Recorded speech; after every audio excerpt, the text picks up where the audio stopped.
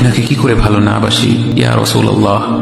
যখন আপনি আমাকে ভালোবেসেছেন সেই 1400 বছর আগে, যখন আপনি আমাকে মিস করতেন, আশা করতেন যেন আমার সাথে দেখা করতে পারেন, অথচ তখনও আমি জন্মই হইনি।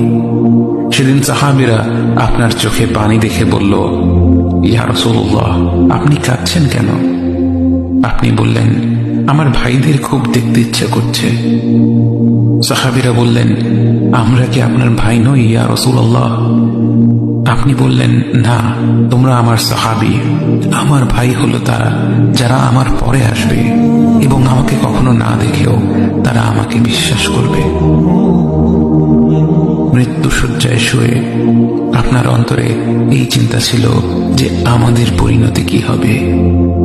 উম্মতি উম্মতি বলতে বলতে আপনি আপনার রবের নিকট ফিরে গিয়েছেন।